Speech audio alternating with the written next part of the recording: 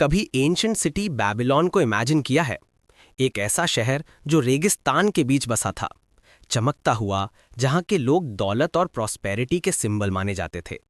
वहीं से शुरू होती है ये टाइमलेस कहानी, the richest man in Babylon. ये एक ऐसी किताब है जो हमें बताती है कि अमीर बनना एक सोच है, ना कि सिर्फ एक सिचुएशन। तो पहला लेसन, दौलत का राज आपकी आदतों में छिपा है। जॉर्ज एस क्लेसन हमें समझाते हैं कि पैसा किसी चमत्कार से नहीं बढ़ता, बल्कि डिसिप्लिन से बढ़ता है। वो कहते हैं, start thy purse to fattening, मतलब अपनी जेब को भरना शुरू करो। इसका एक सिंपल सा रूल है, आपकी हर कमाई में से कम उसका 10th पार्ट यानी 10वां हिस्सा अपने लिए बचाओ, क्योंकि अगर आप खुद को ही पहले पे नहीं करोगे तो आपका फ्यूचर आपको क्या देगा। इसके बाद आता है खर्चों का डिसिप्लिन। हम अक्सर सोचते हैं कि ज्यादा कमाने से सारी प्रॉब्लम सॉल्व हो जाएंगी, पर सच्चाई यह है कि जिसे खर्च करना कंट्रोल करना नहीं आता, उसे अमीर रहना भी नहीं आता। तीसरा प्रिंसिपल कहता है, मेक दाई गोल्ड मल्टीप्लाई, यानी अपने पैसे को काम पर लगाओ। सेविंग करना तो आधी जर्नी है, असली मैजिक तब होता है जब आपका पैसा आपके लिए पैसा कमाना शुरू करता है। सही जगह इन्वेस्ट करो, समझदार लोगों से सलाह लो, और सबसे जरूरी, जल्दी अमीर बनने के लालच से दूर रहो, क्योंकि पैसा मेहनत से नहीं, बुद्धिमानी से बढ़ता है। बेबीलोन की इन कहानियों में एक बहुत गहरा सबक है।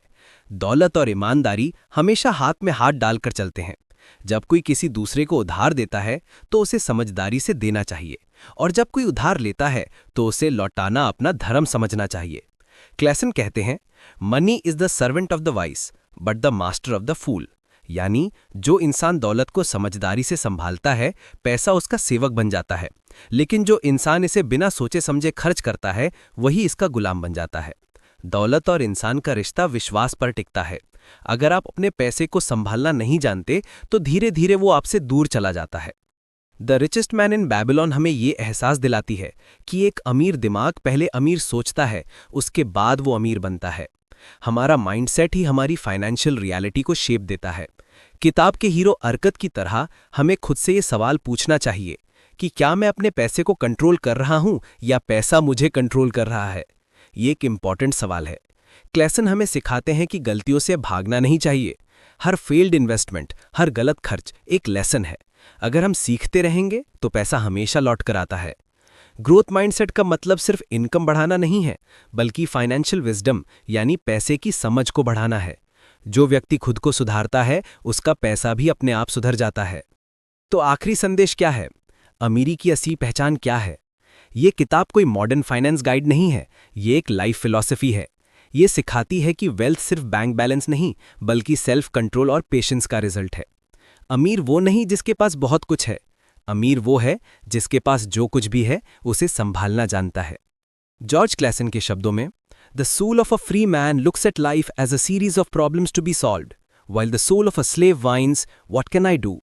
इसका मतलब है, एक आज़ाद इंसान अपने पैसे और अपनी लाइफ दोनों को सुधारने की जिम्मेदारी खुद लेता है। और आज के समय की सबसे बड़ी सच्चाई यही है, पैसा आपके पास नहीं, आपकी सोच में होता है। तो अगर आप अपनी लाइफ में फाइनेंशियल पीस और सेल्फ ग्रोथ चाहते हैं, तो ये किताब आपका पहला कदम हो सकती है।